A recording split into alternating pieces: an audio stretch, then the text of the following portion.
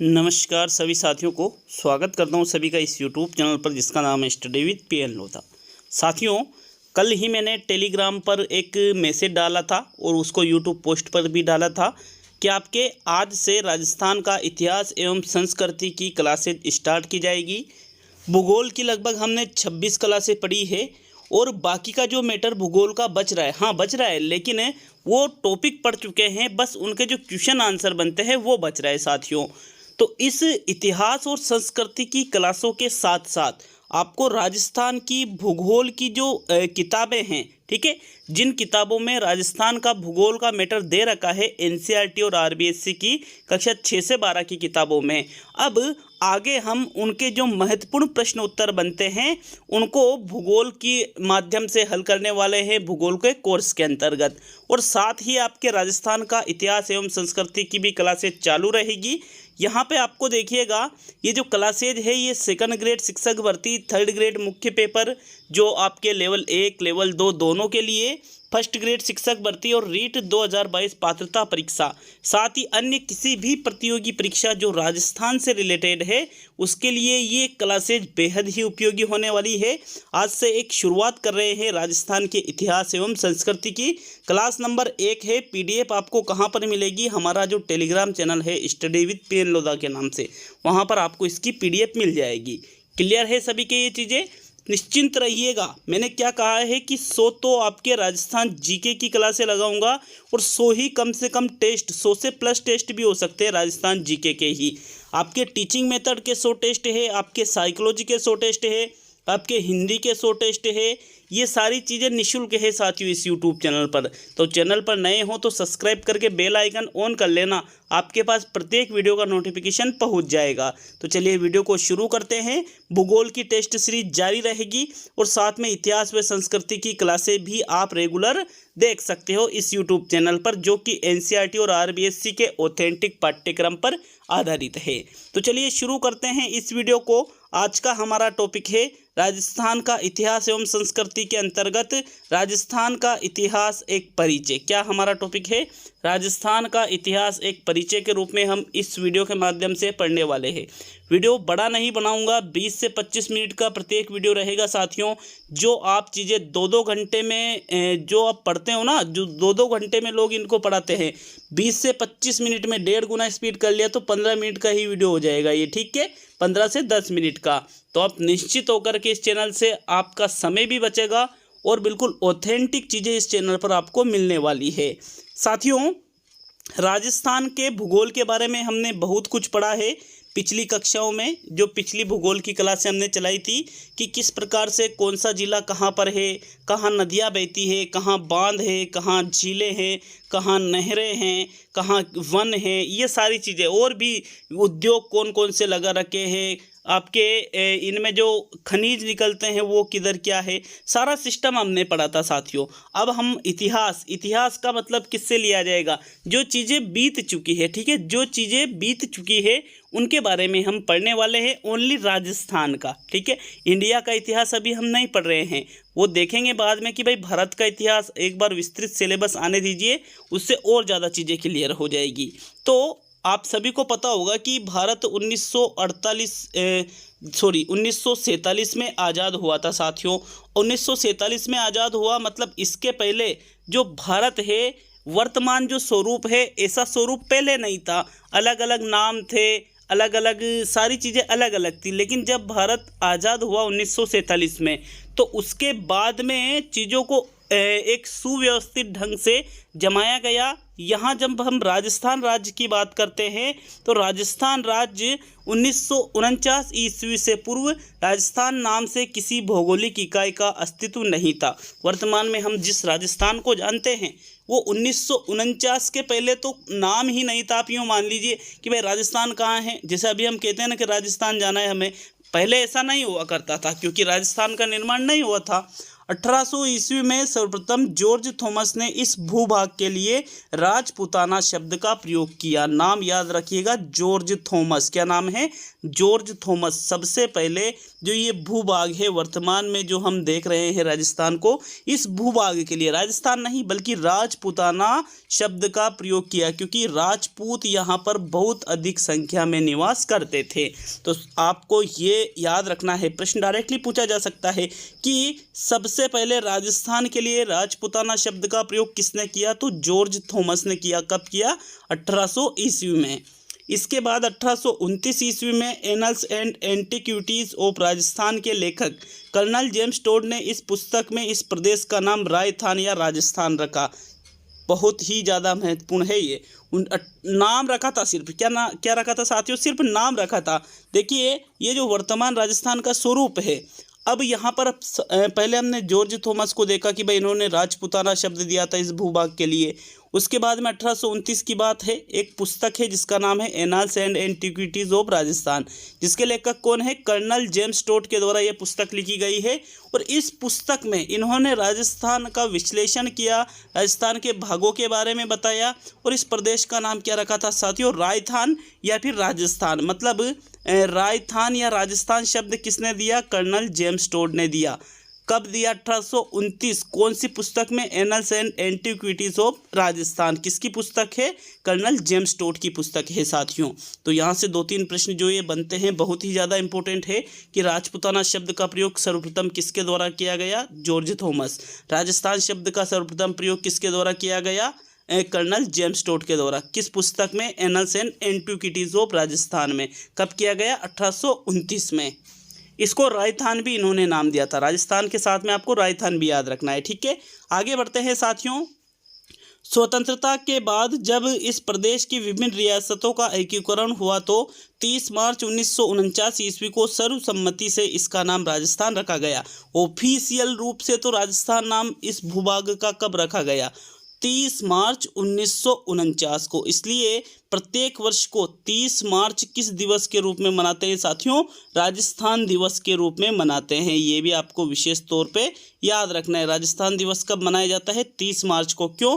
क्योंकि 30 मार्च 1949 को सभी की सहमति से इस प्रदेश का नाम क्या रखा गया था साथियों? राजस्थान रखा गया था। जब राजस्थान का जो एकीकरण हो रहा था उस समय की बात है ये साथियों। अगर हम बात करें आगे तो देखो, प्राचीन साहित्य और अभिलेखों में वर्तमान राजस्थान के विभिन्न क्षेत्रों के भिन्न भिन्न नाम मिलते हैं। जैसे अभी तो राजस्थान में क्या 33 तो जिले हैं और 7 संभाग है, लेकिन पहले अलग अलग जो वर्तमान में जो जिले हैं, जो संभाग है, ऐसी व्यवस्था पहले नहीं थी। ये तो राजस्थान का जब एकीकरण हुआ तब से ये व्यवस्था लागू हुई। इसके पहले जो क्षेत्र विशेष थे उनको अलग अलग नामों से जाना जाता था। तो यहाँ से भी आपसे डायरेक्टली प्रश्न पूछा जा सकता है। जैसे अगर हम देखें जोधपुर, इसको मरु या मरुवार, मरु पहले कहते थे और मरुवार बाद में इस स्थान को कहा जाने लगा और कालांतर में इसे मारवाड़ कहा जाने लगा साथियों। जो जोधपुर है राजस्थान के पश्चिम में आपके जोधपुर स्थित है, तो इसको पहले मरु के नाम से जानते थे, फिर मरुवार के नाम से, और अब वर्तमान में मतलब कालांतर में इसका नाम क्या पड़ गया? मारवाड़ पड़ गया। इनका प्रयोग जोधपुर संभाग के मरुस्थल के लिए भी हुआ है। जो जोधपुर संभाग है, संभाग मतलब इसमें 4 जिले आते हैं, तो उसका जो मरुस्थल है उसके लिए भी मरु प्रदेश शब्द का प्रयोग या मरुवार शब्द का प्रयोग किया जाता है। बीकानेर और नागौर के आसपास का जो क्षेत्र है इसको जांगल प्रदेश कहा जाता है साथियों। मतलब कहा जाता था, क्या कहा जाता था? जांगल प्रदेश। देखो आपके बीकानेर और नागौर की यहाँ पर बात की जा रही है। बीकानेर और नागौर के आसपास का जो क्षेत्र है उसको जांगल प्रदेश। तो डायरेक्टली प्रश्न पूछा जा सकता है कि जांगल प्रदेश क्या जांगल प्रदेश है? बीकानेर और नागौर के आसपास का क्षेत्र ही क्या है? जांगल प्रदेश। इसको जांगल प्रदेश क्यों कहते हैं? क्योंकि यहाँ शमी, केर और पीलू इत्यादि के वृक्ष बहुतायत मात्रा में पाए जाते थे, इसलिए इसको जांगल प्रदेश के नाम से जाना जाता था। कौन कौन से जिला आ रहे इसमें? बीकानेर और नागौर के आसपास का क्षेत्र। याद रखिएगा, लिख लीजिए जांगल प्रदेश, बीकानेर और नागौर। ठीक है, नोट करके लिख रखा है मैंने यहाँ पर। जांगल प्रदेश का उल्लेख महाभारत में एक राज्य के रूप में हुआ। वह जयपुर, अलवर और भरतपुर तक विस्तृत था। इसकी राजधानी विराटनगर थी। भाई महाभारत का मतलब बहुत पहले के समय की बात हो गई, और कुछ समय पहले, कुछ समय मतलब कुछ सदियों पहले की बात है साथियों। बीकानेर और नागौर को जांगल प्रदेश कहते थे, और जो महाभारत हुई थी उस समय की अगर हम बात करें तो जांगल प्रदेश एक राज्य था। क्या था? एक राज्य था, और इसकी सीमा कहाँ तक थी? जयपुर, अलवर और भरतपुर तक। और राजधानी कहाँ थी इसकी? जांगल प्रदेश की विराटनगर में थी। तो एक एक टॉपिक को लिखते जाना, अगर लिखते जाओगे तो चीज़ें ज़्यादा क्लियर होगी।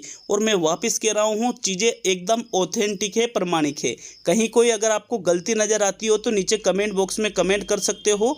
हम राज्य सरकार के और केंद्र सरकार के पास उन जो कमियां हैं उनको निश्चित रूप से अवगत कराएंगे कि भाई इस पुस्तक में ये सुधार करने की ज़रूरत है, लेकिन वास्तव में होना चाहिए, उसको प्रूव करना चाहिए। ठीक है, आगे बढ़ते हैं। माही नदी के पास का प्रतापगढ़ का जो भूभाग है इसको कांटल कहते हैं। क्या कहते हैं? कांटल। माही नदी कहाँ बहती है? राजस्थान का जो दक्षिणी भाग है, आपके डूंगरपुर बांसवाड़ा में माही नदी बहती है। हमने इन चीज़ों को पढ़ रखा है। ठीक है, देखो हुआ ना, ये चीज़ें मतलब एक दूसरे से कनेक्टेड होती है साथियों। हमने भूगोल पढ़ा, अब इतिहास पढ़ रहे हैं, लेकिन वो चीज़ें तो वही आ रही हैं, और एक दूसरे का लिंक अगर हमको याद है मतलब सारी चीज़ें हमारे क्लियर हो जाएगी। तो जो माही नदी के आसपास का क्षेत्र है, प्रतापगढ़ का जो भूभाग है, इसको क्या कहते हैं साथियों? कांटल कहलाता है। क्या कहलाता है? कांटल कहलाता है, क्योंकि यह क्षेत्र माही नदी के कांटल या किनारे पर स्थित है। तो कांटल क्यों कहते हैं प्रतापगढ़ के भूभाग को? क्योंकि जो माही नदी का किनारा है, किनारा मतलब किससे लिया जाता है? कांटल से, इसलिए कांटल प्रदेश कौन सा है? प्रतापगढ़ है। माही नदी के आसपास का जो क्षेत्र है वो वाला। आगे हम बात करें, 56 गांवों का समूह होने के कारण प्रतापगढ़ बांसवाड़ा के मध्य भूभाग है जिसको 56 का मैदान कहते हैं। तो ये भी पूछा जा सकता है कि 56 का मैदान कहाँ पर है? प्रतापगढ़ और बांसवाड़ा के बीच में स्थित है 56 का मैदान। क्यों कहते हैं इसको 56 का मैदान? क्योंकि यहाँ 56 गांवों का समूह है साथियों। भैंसरोडगढ़ चित्तौड़ से लेकर बिजोलिया तक का जो क्षेत्र है पठारी होने के कारण इसको ऊपरमाल पठार के नाम से जाना जाता है। देखो भैंसरोडगढ़ कहाँ पड़ता है? चित्तौड़गढ़ में। बिजोलिया तक, भैंसरोडगढ़ से बिजोलिया तक का क्षेत्र कैसा है? पठारी भाग है, इसलिए इसको किस नाम से जानते हैं? ऊपरमाल के नाम से जानते हैं साथियों। डायरेक्टली यहाँ से एक एक लाइन से प्रश्न आपके बन सकता है। आगे हम बात करें तो उदयपुर के आसपास का प्रदेश पहाड़ियों की अधिकता के कारण गिरवा कहलाता है। अब उदयपुर भी आपके यहाँ पर दक्षिण की तरफ स्थित है, थोड़ा दक्षिण की तरफ ही है, तो यहाँ पर पहाड़ियाँ अधिक मात्रा में आपको देखने को मिलेगी, इसलिए इसके आसपास के क्षेत्र को किस नाम से जाना जाता था? गिरवा के नाम से जाना जाता था। जैसलमेर का प्राचीन नाम था मांड। जैसलमेर आपके राजस्थान में कहाँ पर स्थित है? पश्चिम दिशा में स्थित है साथियों। ठीक है, पश्चिम दिशा में स्थित है, मरुस्थल की अधिकता है, और इसका प्राचीन नाम क्या था? जैसलमेर का मांड। याद रखिएगा इसको भी विशेष तौर पे, क्योंकि डायरेक्टली प्रश्न पूछा जा सकता है कि मांड किसका प्राचीन नाम था? जैसलमेर का। डूंगरपुर बांसवाड़ा क्षेत्र बांगड़ कहलाता है। डूंगरपुर बांसवाड़ा क्षेत्र आपके राजस्थान में दक्षिणी भाग में स्थित है, जिसको बांगड़ के नाम से जानते हैं। किस नाम से जानते हैं? बांगड़ के नाम से जानते हैं। आगे हम बात करें, कोटा और बूंदी का प्रदेश हाड़ौती नाम से प्रसिद्ध था। देखो कोटा और बूंदी ये आपके दक्षिणी नहीं, पूर्वी दक्षिणी, इन दोनों के बीच में स्थित है कोटा और बूंदी। कोटा, बूंदी, झालावाड़, बारा, ये कुछ ज़िले हैं जिनको हाड़ौती के नाम से जाना जाता था साथियों। ठीक है, वर्तमान में भी कहते हैं। हालांकि सीकर, झुंझुनू, चूरू का क्षेत्र शेखावटी नाम से जाना जाता था। अब आपको पता है सीकर, झुंझुनू, चूरू, शेखावटी क्षेत्र वर्तमान में भी इसको कहते हैं। ये तो नॉर्मली चीज़ें हैं कि हाड़ौती का पठार किधर है, शेखावटी क्षेत्र किधर है, लेकिन ये बांगड़ है, मांड है, गिरवा है, ऊपरमाल है, इनको विशेष तौर पे आपको याद रखना है। अगर हम बात करें, इतिहास पढ़ रहे हैं तो इतिहास काल का विभाजन किस आधार पे किया जाता है, कैसे किया जाता है, इन चीज़ों को भी आपको याद रखना होगा। मोटे तौर पर इतिहास को 3 कालों में विभक्त किया गया है: प्राक युग काल, आद्य युग काल, ऐतिहासिक युग काल। साथियों, प्राक युग क्या होता है, आद्य युग क्या होता है और ऐतिहासिक युग क्या होता है, इन तीनों को अगर हम समझने की कोशिश करें तो बड़ी ही इजी लैंग्वेज में इनको हम समझ सकते हैं। आसानी से ये चीज़ें मैं आपको समझा दूंगा साथियों। ठीक है, तो चलिए प्राक युग, आद्य युग, ऐतिहासिक युग के बारे में देख लेते हैं कि इनका अर्थ क्या होता है, क्योंकि अभी तो हम इतिहास की शुरुआत कर रहे हैं साथियों। अगर हम बात करें प्राक युग की, तो प्राक युग किसे कहते हैं समझना। इसमें ज्ञान का कोई लिखित साक्ष्य नहीं है, मानव लेखन कला से अपरिचित था। यह सृष्टि आरंभ से हड़प्पा सभ्यता के पूर्व तक का समय था। देखो पहली चीज तो प्राक युग मतलब सबसे पहले वाला काल है ये, जब सृष्टि का आरंभ हुआ था वहां से लेकर के हड़प्पा सभ्यता तक, हड़प्पा सभ्यता के पूर्व तक। हड़प्पा सभ्यता में तो क्या लिपि विकसित हो चुकी थी, यहाँ पर इसके पहले लिपि विकसित नहीं हुई थी, तो कोई लिखित साक्ष्य भी उस समय का नहीं मिलता है। मानव लेखन कला से भी अपरिचित था और सृष्टि आरंभ से और हड़प्पा सभ्यता के पहले तक के समय को ही क्या कहते हैं, प्राक युग कहते हैं। साथियों बात करते हैं अगर हम, देखो लिखित साक्ष्य नहीं है मतलब ज़्यादा कोई इतिहास नहीं है, फिर इसका सुनी सुनाई बातें हैं, अनुमान पर आधारित बातें प्राक युग की है। आगे अगर हम बात करें आद्य युग की, तो आद्य युग क्या होता है, इसके लिखित साक्ष्य तो उपलब्ध है किंतु या तो वो अस्पष्ट है या उनकी लिपि को पढ़ना अभी संभव न हुआ। यह हड़प्पा सभ्यता के काल से 600 ईस्वी पूर्व तक रहा। समझो पहले हमने कौन सा प्राक युग देखा था, प्राक युग में क्या था, मानव को लिपि की जानकारी नहीं थी, उसको लेखन कला के बारे में कुछ पता नहीं था, तो उन्होंने इतिहास नहीं लिखा। आद्य युग में इतिहास तो लिखा, लेकिन वर्तमान में उस इतिहास, जो वो इतिहास लिख के गए हैं, जो चीज़ें वो लिख के गए हैं, या तो वो समझ में ही नहीं आई, लिपि को पढ़ ही नहीं पाए, या अस्पष्ट है वो चीज़ें। और कहाँ तक ये काल चलता है, हड़प्पा से लेकर के 600 ईस्वी पूर्व तक। आपने देखा होगा कि हड़प्पा सभ्यता की कुछ लिपियाँ ऐसी है जो अभी भी नहीं पढ़ पाए साथियों। अब पढ़ ही नहीं पाएंगे तो फिर समझ भी नहीं पाएंगे कि भाई उन्होंने क्या लिखा था। नेक्स्ट तीसरे नंबर पे देखें ऐतिहासिक युग। तो ऐतिहासिक युग क्या होता है, इसके लिखित और स्पष्ट साक्ष्य होते हैं। यह 600 ईस्वी पूर्व से वर्तमान तक जारी है। याद रखिएगा नॉर्मल सी चीज़ है, ऐतिहासिक युग का सीधा सा मतलब है कि 600 ईस्वी पूर्व से वर्तमान तक जो समय है जो उसको ही ऐतिहासिक युग कहते हैं। और इसके लिखित और स्पष्ट साक्ष्य भी उपलब्ध है, क्योंकि इस समय लेखन कला विकसित हो चुकी थी और इतिहास को यहाँ पर लिखा जाता था आसानी से। क्यों, ये था आपके इतिहास को जानने के, जो इतिहास का जो विभाजन है 3 भागों में, कौन कौन सा, प्राक युग, आद्य युग, ऐतिहासिक युग। यहाँ पर लिखित रूप से कोई जानकारी नहीं मिलती है, या जानकारी तो मिलती है लेकिन जानकारी कैसी है, अस्पष्ट है, या उनको पढ़ ही नहीं पाए हैं। यहाँ पर पूरी जानकारी मिलती है और 600 ईस्वी पूर्व से लेकर के वर्तमान तक ये जो काल है वो ऐतिहासिक युग काल है। तो इन चीज़ों के बारे में हमने आज पढ़ा है। यहाँ पर कुछ प्राचीन नाम भी हमने पढ़े हैं, जैसे शेखावटी नाम से किसको जाना जाता था, सीकर झुंझुनू चूरू को। हाड़ौती के नाम से किसको जाना जाता था, कोटा बूंदी को। बांगड़ किसे कहते थे, डूंगरपुर बांसवाड़ा को। मांड किसका प्राचीन नाम था, जैसलमेर का। जो उदयपुर के आसपास का प्रदेश है वो पहाड़ियों की वहाँ दिखता है, इसलिए उसको क्या कहते थे, गिरवा कहते थे साथियों।